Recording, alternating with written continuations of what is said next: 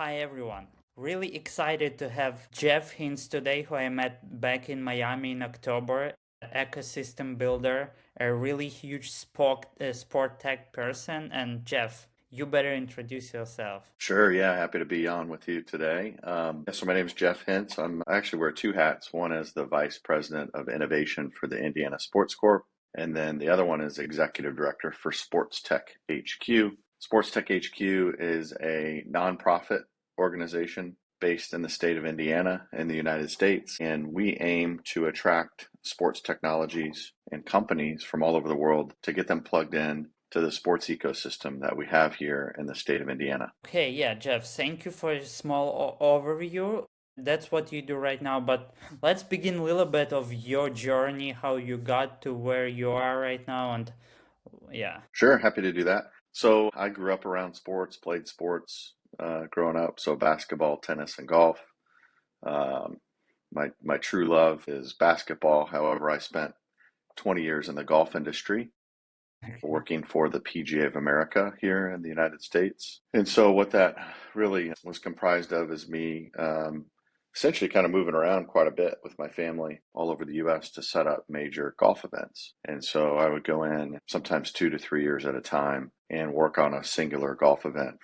It might be 1 week and plan and execute that event. So there's a lot that goes into major events in golf with the amount of people that attend those and the amount of corporate hospitality clients, that kind of thing. So I did that for quite a few years and then transitioned into a CEO role for the Minnesota PGA section, which is a member Mhm. organization, and then had an opportunity to come back home to Indiana. And Indiana is just known for sports. And I like to think that I was on a 20-year training mission to then ultimately come home and get connected to the nation's most storied sports commission, which is Indiana Sports Corp. Mhm.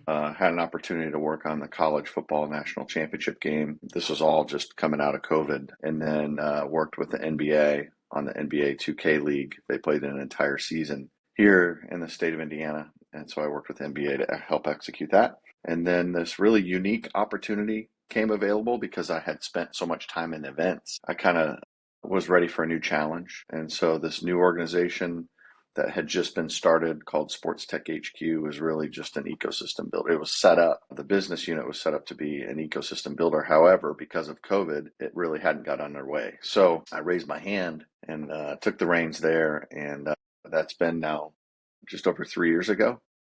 When Mhm. we started this organization, or when I started with the organization, there's about 18 companies in the state of Indiana that would be qualified or classified as sports technology, and we are nearing 60 now. So in just the matter of a few years, we've been able to attract companies from all over the U.S. and internationally to call Indiana home or to have significant operations here in the state of Indiana. Okay, so you mentioned you were 18 and now you're 60 companies, I'm sorry, right? That's right, just under 60 companies that are sports tech companies here in the state of Indiana.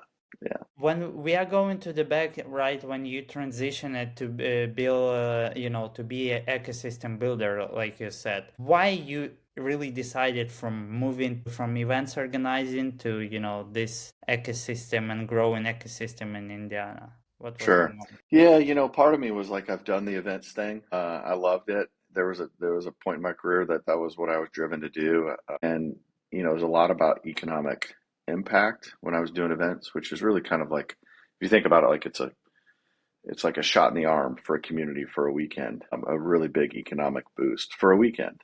And for me, like this is home, and to be able to look at it a little bit differently and think about economic development, this is more kind of, it's got staying power, around the calendar, not just one weekend or a week over the course of the year, but I could work on something that, will continue to evolve, but also continue to grow, where we Hmm. attract people and companies and some of the brightest young individuals and cool ideas all around tech that help our partners here in the state of Indiana really advance their business. So for me, it was really, I think it was just that point in my career that I was ready for a new challenge all around economic development versus Hmm. economic impact. Okay, yeah. Can you please let us know like more exactly with, maybe some of the examples, right? What you do while working with sport tech, right?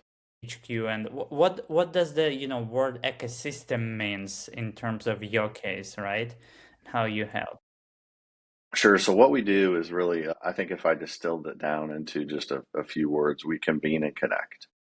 Mm-hmm. So, here in the state of Indiana, we've been pretty humble about what we've been able to accomplish in the last 4 decades with sport. Traditionally, the people of Indiana aren't big self-promoters, and that's a really good quality, a good Midwestern quality here that we have in the U.S. However, by us being maybe not so, I don't know, out there in the public about what we're doing, a lot of people miss it. So I'll name a few organizations that call Indiana home, which I'm sure maybe you weren't aware of, and a lot of people in the U.S. weren't aware of. And the reason why that matters, Kirill, because that's what it takes. You've got to have those type of ingredients in order to build this ecosystem. And so organizations like the NCAA, which is the National Collegiate Athletic Association, the amateur body here for collegiate sports, is based here in Indianapolis, the capital city in Indiana. They have been for 25 years, coming up on 26. The National Federation of High School Athletic Associations is based here in Indiana. USA Track and Field is based here in Indianapolis. USA Gymnastics is based here in Indiana and has just recommitted to a long-term agreement here in the state. USA Football is based here. When you think about where SportsTech is, it really kind of lies in between not just performance, but also health. We have the American College of Sports Medicine based Mm-hmm. here in Indiana.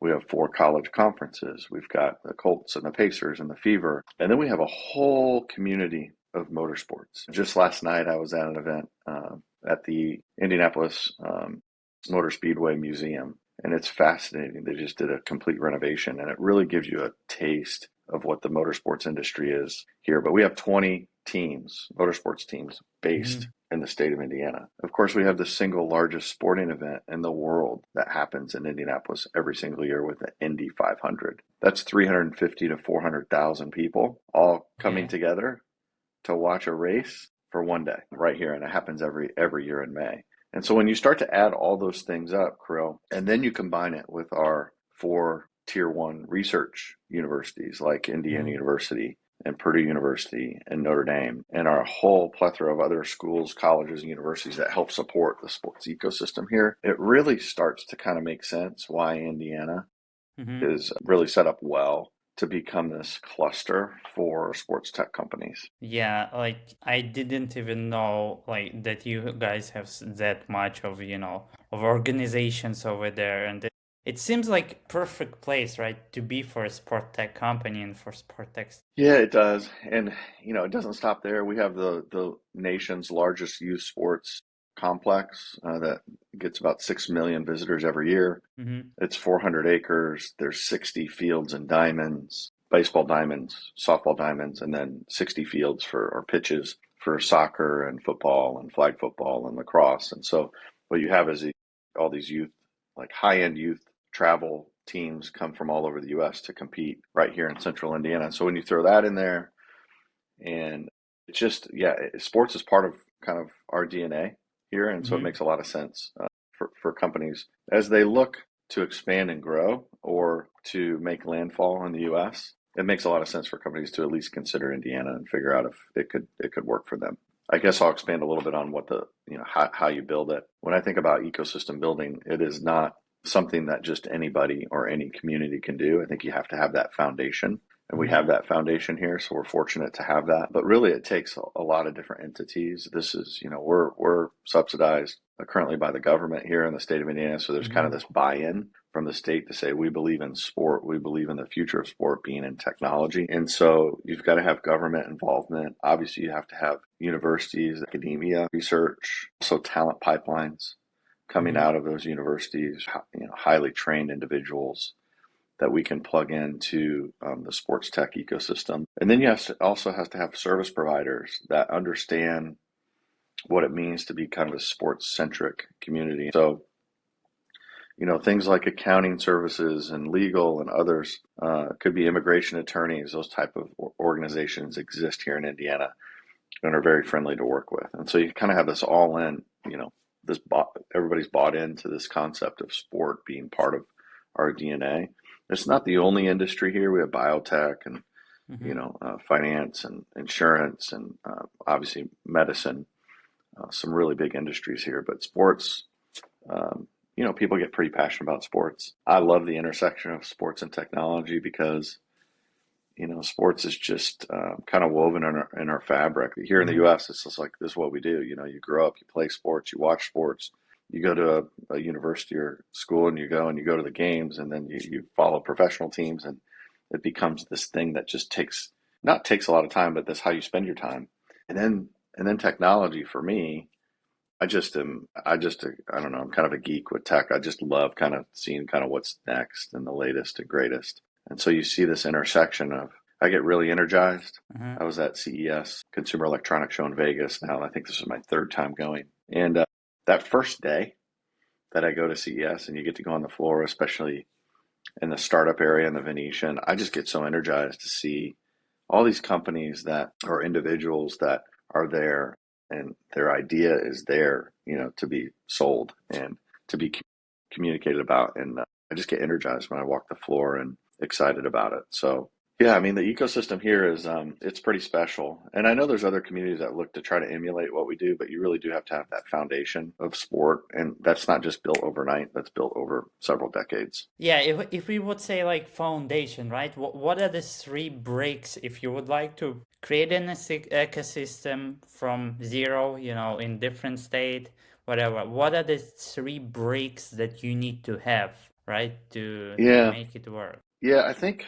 I guess if I think about this, I don't know if this is in this order, but I think you have to have like this business friendly community. Mm-hmm. I think it's really important, especially with sports and relationships. I go back to just business friendly, but a large concentration of sports organizations. So all those examples that I gave you, that's really critical. You've got to have, that's a really big brick. You've got to have that. But then you have to have this collaborative spirit of all those organizations working together. And so we have that here in the state of Indiana. Probably second would be, funding from nonpartisan sources. So if you think about this, like it's probably pretty easy for a big brand to spin up an innovation hub or an innovation effort, but it's always going to be tied to that big brand. And so will you get collaboration? Will you get buy-in from others that may compete with that brand? And so having funding that comes in that really sponsors like us, we always say that we're agnostic, SportsTech HQ, we're kind of like Switzerland, like we're not tied to any specific corporate brand. This is really just a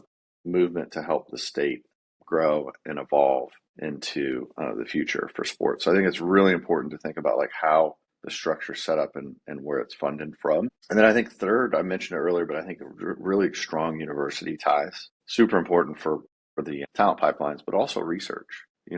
Universities, the tier one research universities, that's their basis, that's their foundation. And so to be able to bring a few companies to them or multiple companies to them to give them some ideas on what their students, what Mm-hmm. their PhD students could be working on, some of these projects to help evolve a business is something that they get really invested in. Yeah, I agree that you need to have, right? You need to have universities out there, and it's pretty good place to, like, from what I'm hearing, it's pretty good place to move if you're a European country, right? Hmm. If you could a little bit talk about the benefits, except like these huge ones you just mentioned, but maybe legal ones or something that, like, what are the benefits for companies, right, to move to the state? Yeah, I think one of the things that we do, we really try to demystify how that happens. So think about founders can really focus in on their business, Mm-hmm. and we can help them, really help kind of think about the next steps as it means to actually either physically moving or beginning that process. And so we can really cut down the timelines on that. So provide some really good recommendations on who to consult with.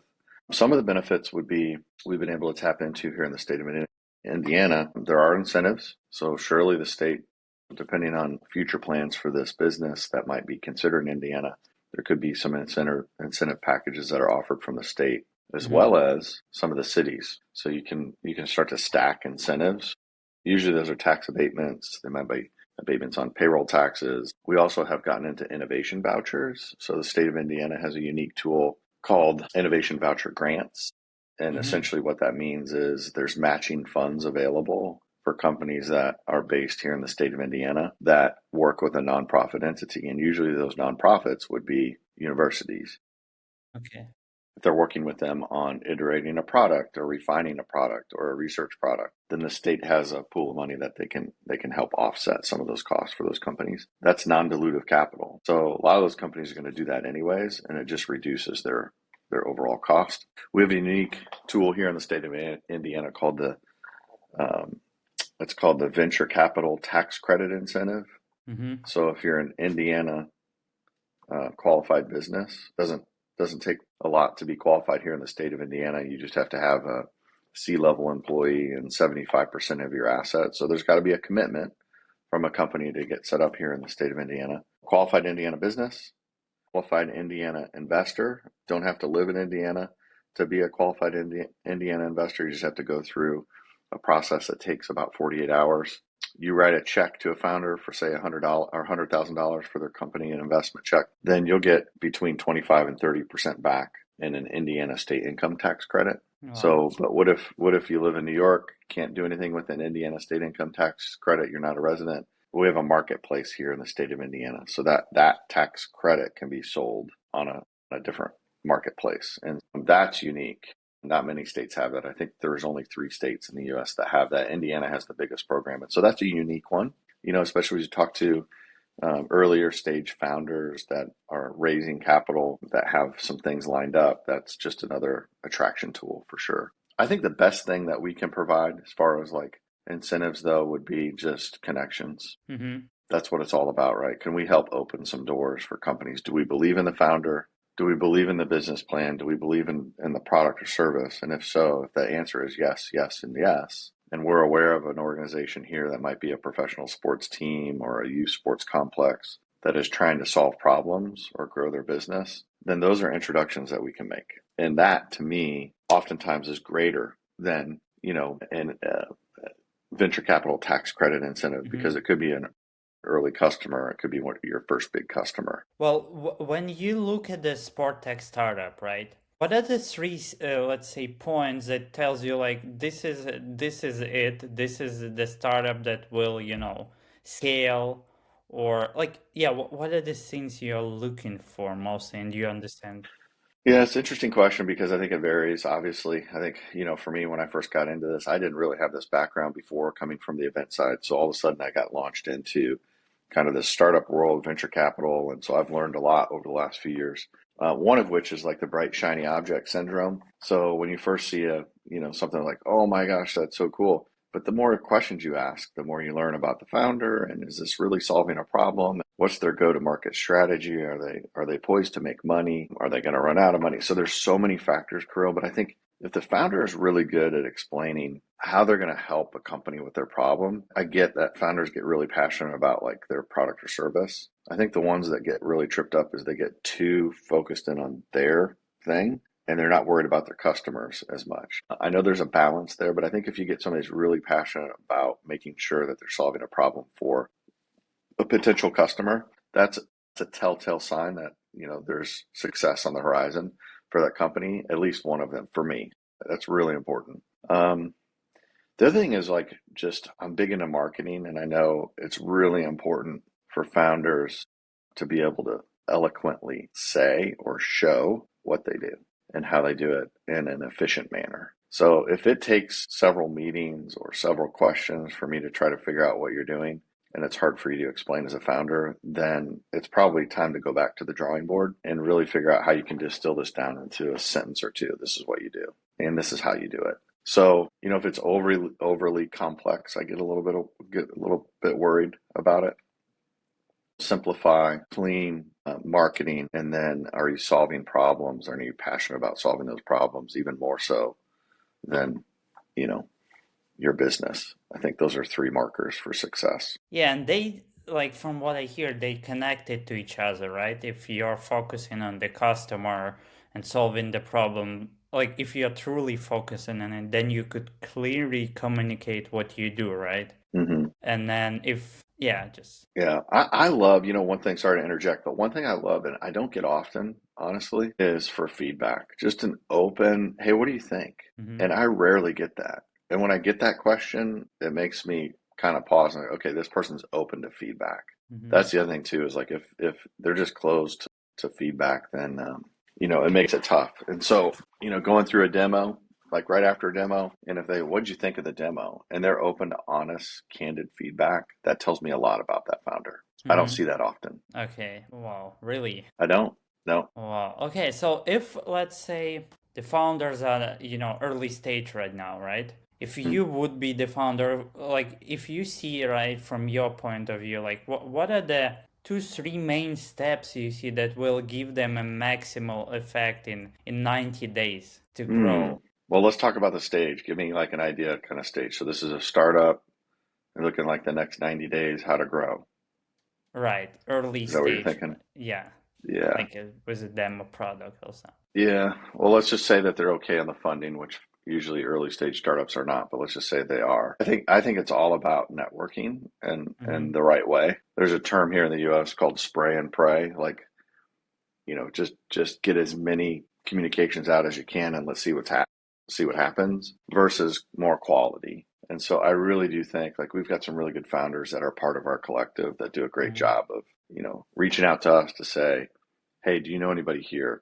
Can you help me here? Because I think those warm intros really help versus a cold intro. And so that's what I would advise a founder to really understand what a warm intro means, Mm-hmm. you know, Yeah. um, and seek to get as many quality intros early on as they can. Okay, yeah, got you. So if we are talking about sport tech right now, so let's talk a little bit about the trends and what you see now in the sport tech world.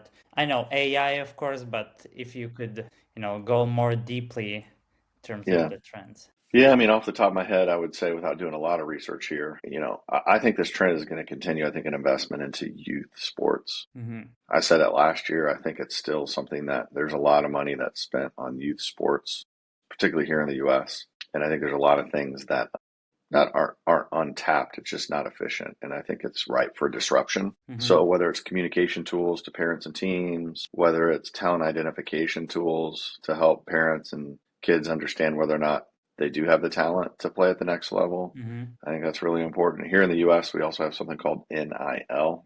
It stands Mm-hmm. for name, image, and likeness. So in college sports for eternity, you could not get paid for anything. You got your education paid for if you were on a scholarship and meals covered and that type of thing. You could not get paid to perform.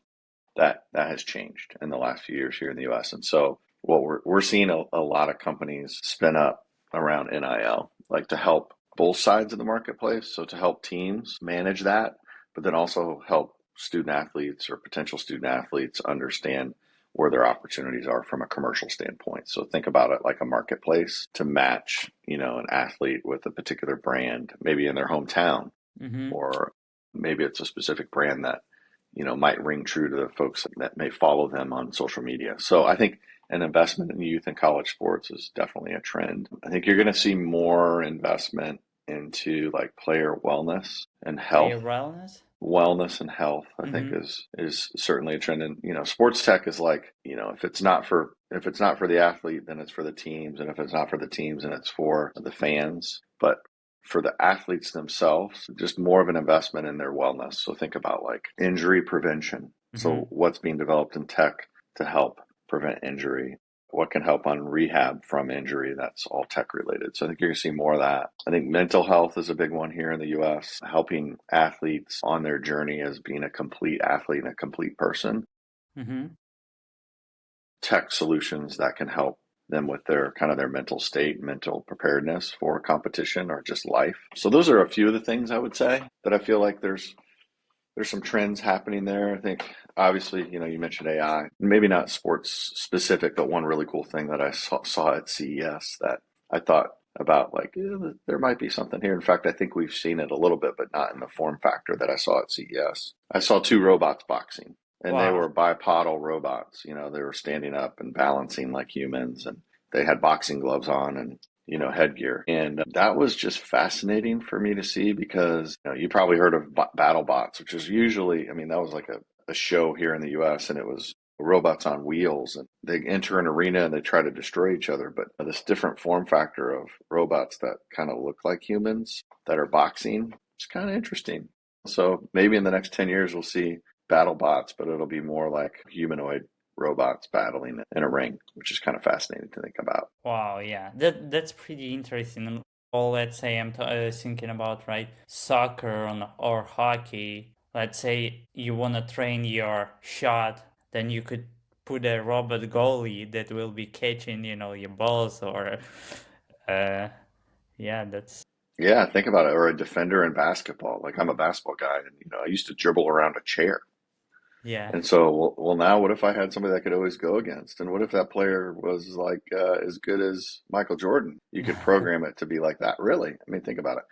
It's kind of crazy to think about. So I'm excited.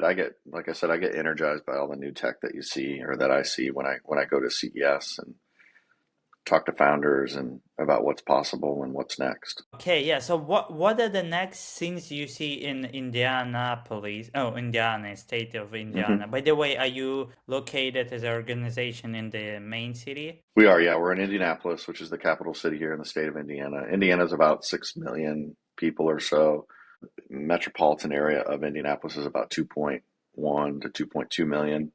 So we're located here. A large concentration happens here. However, we represent the entire state. So we've got a few other big cities throughout the state. So what's next for us?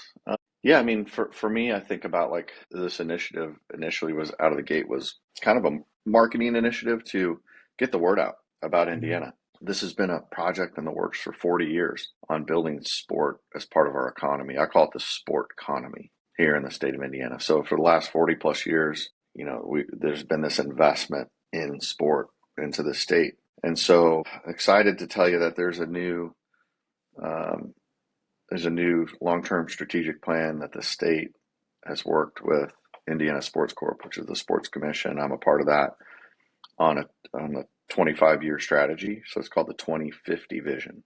And so we're not looking 3 years ahead. We're not looking 5 years ahead. We're not looking 10 years ahead. We're looking 25 years ahead. So what do we want this the sport economy to look like in the year 2050? A little scary to think about how old I'll be in 2050. But there are 5 pillars. So the study was done. We spent about 12 to 18 months on this study. Lots of interviews and conversations and surveys and buy-in from all different corners of our state. But the 5 pillars will be events. So we'll always do events here. When I say events, we host large-scale sporting events here in the state of Indiana, kind of like what I used to do, Mm-hmm. economic impact. So in a couple months here, we'll have the men's Final Four. So in the Okay. U.S., the Collegiate Basketball Championship. That'll be here in Indianapolis in April of 26. So that would be an example of one of the big events that we have. We've got this perpetual nature of events that keep coming back. We've got the 2028, we have the women's Final Four. We also have the Mm-hmm. USA swim trials before the Mm-hmm. Olympics here. We have the 29 men's Final Four will come back. We've got WWE that'll be in there in 27. So we have these events that come in. So number one, the pillar events. We'll always do Events. events. We'll do them in a different manner than other cities. We'll look to kind of evolve, elevate, make them better connected, make it a better fan experience, and really set the example for how to execute an event. So events is number one. Number two is sports tech. Mm-hmm. So how do we continue to invest in that category and really help plug sports tech companies into our state and the organizations that call Indiana home to help them elevate their business? Number three is sports business and leadership. So how do we get more sports businesses, Mm-hmm. not just sports tech, Tech. but more Yeah. sports businesses to call Indiana home? Number four is sports academia. Mm-hmm. So we've got a number of universities that I mentioned, some that I didn't. We've got over 20 here that call Indiana home. Might be close to 30 colleges and universities. And it seems as though all of them have some type of sports programming. Mm-hmm. And so how do we all get together and row in the same direction to help complement industry, what it currently needs, and then also what it will need in the future? And so just yesterday, Indiana University, the Indianapolis campus, just announced a dual degree with their Kelly School of Business and the sports industry. So that would be an example of that would not have happened if we didn't have this 2050 vision. Mm-hmm. And then lastly, the fifth pillar is women's sports. So how do we become known as this hub for women's sports? You've seen this rise in popularity of women's sports and the support for women's sports in the last 2 years here in the U.S. So how do we become known as really being a hub for women's sports? And so under construction, I passed it today, coming into work is the new Indiana Fever Performance Center, Mm-hmm. and it's being built specifically for just the Fever team. So we've come a long way, as it relates to women's sports when, unfortunately they would share facilities, and it was really trying to find a place for them to play the games and all that. That all has changed. Now there's a specific practice facility that's being built just for that team. It's about a $78 million project, and it's under construction here. We have the first of its kind, never been done before, youth sports facility that will be built here in Indiana called Mm-hmm. Marvella. And Marvella is a youth sports complex for girls like 12 to 18. And it's for competitions, but then also kind of leadership development academy. So it's really exposing young women and girls at opportunities in sport that may not be on the field or the court. So get them thinking about like how they could turn, their love for whatever sport they're playing into potentially a career in the future. And so a facility like that has not been built in the US, and that'll be here in Indiana. It's called Marvella. So the pillars: events, sports tech, sports business leadership, sports academia, and women's sports. Those are the 5 pillars for the future here in the state of Indiana. Wow, that sounds exciting. And I mean, if we hopefully will see you in 2050 still there, right? Having all of these 5 pillars. And one thing I wanted to ask, like it's more personal thing, like in personal interest in, like let's say when you're doing vision for 2050, right? Mm-hmm. You mentioned you spent 18 months on research, or how is that even done? This is so big project and the world is changing so much. How do you write these visions? Yeah, it was 12 to 18 months. The program got announced last year. The program got announced like 13 months ago, but before that, it was 12 to 18 months of research. We worked with a consultant that actually is based here in the state of Indiana, but he works with cities and states on kind of economic development strategies. And so, company's called Next Practice Partners. Nilay Mm-hmm. Bhatt is his name. He's a big champion for Indiana and Indiana sports, and he really got behind this project. So he was brought on to really help us think a little bit bigger than what we were thinking. And kudos to him and the leads here at Indiana Sports Corp to really invest the time and resources into going through this process. So there's a few steps involved. One is let's canvas and figure out what we have here now, and then what do we want to do? What do we want to be? Where do we want to go? And start dreaming. And so some really cool sessions around just like, okay, what events do we want to host? What companies do you think we could locate here? Being able to whiteboard all those and some really big ideas that we never would have thought that it would have come out of anybody's mouth. And all of a sudden you kind of start to get energized by this thought of like, yeah, we can think much bigger than what we're thinking now because we have this great foundation. And then you got to go out to the community and you got to survey, you got to ask what their needs are and what they think, and to get buy-in and genuine feedback on Mm-hmm. direction. And there's a number of surveys that you get and collect data, and then you kind of cobble all that together and you get it down into pillars. And those are the 5 pillars. I'm asking because I want to take it to my personal life, this approach, to Sure. personal life, and I appreciate you sharing it. It's Mm-hmm. interesting. Yeah. All right, Jeff, at the end, I have a small blitz for you. So first question is that what is your favorite sport? Well, I said it before, it's basketball for sure. However, I've got to get a little plug. I don't know when this is actually going to air, but I am an Indiana University Okay. alumni, and Indiana University is playing for the college football national championship this coming Mm-hmm. Monday. And so recently it's been football because I've been following that ride, and historically been a terrible team, just awful. Okay. And we've had this unbelievable Hollywood turnaround of our team, and we're playing for the national championship. So basketball, but football's a close second right now. Okay. No golf. It was at one point in time, absolutely young. When I was a bit younger and I was playing, I fell in love with golf. I made it my career for 20 years. And then, I kind of did that. I got my fill. I played a lot of golf, and I was around it for 20 years. And so it's been, I think I'll get back into it, but I've got young kids and they've got sport. My daughter has a basketball game tonight, and it's tough to, make time for golf on the weekends when your kids are playing sports. Okay. Next one. Who's your favorite athlete ever in any sports? Gosh, if I had to pick one, it was probably Michael Jordan. I grew up in that era. Larry Bird was a close second. They were posters on my wall. If you went to my childhood room, and those were the two that were on my wall, Larry Bird and Michael Jordan. There was a moment that Tiger Woods was a big one for me, but Tiger's not that much older than me. I think he's like 4 years Okay. older than me. I think maybe three. It just so happens he was really good, and when he came out, he was young and good, and so he really kind of lit the fire for me for getting in the golf industry. But he's not that much older than me, so probably those three. Okay. What is the favorite part of your job? Probably the people. I love just the relationship side of the business, learning about people, their background. It's kind of amazing when you start talking to people about, where they're from and, who they know and how you can help them. And I remember I was at an event this year for the U.S. Olympic Committee in Colorado Springs. They host like a performance summit every year. So I went this past year and I sat at a table next to a random guy, and turns out this guy um, is with USA Lacrosse. He had it on his shirt, USA Lacrosse.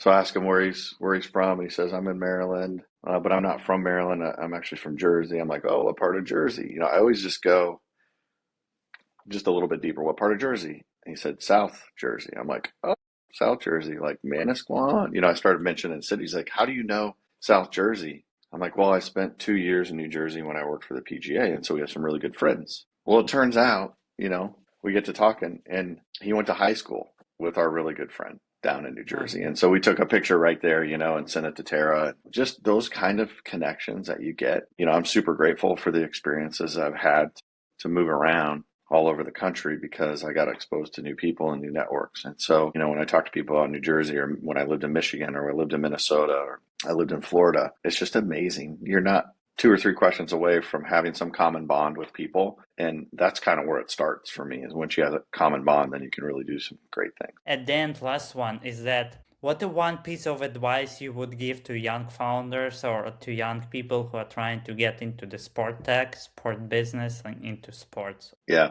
it's not easy. I was with a founder yesterday, really cool company called Ganance, which is a small little disc that you put on the back of any watch to make it smart, an analog watch. And he was having a conversation with another guy that was a founder at one point in time, and they were talking about like the struggles that they had, being able to make payroll, like, hoping that a check was going to get dropped or deposited in time for their payroll to clear. And Alex said, that just makes me feel so much better because I'm not the only one that's been through those. And so I think, to me, I think the advice is, you got to buckle up.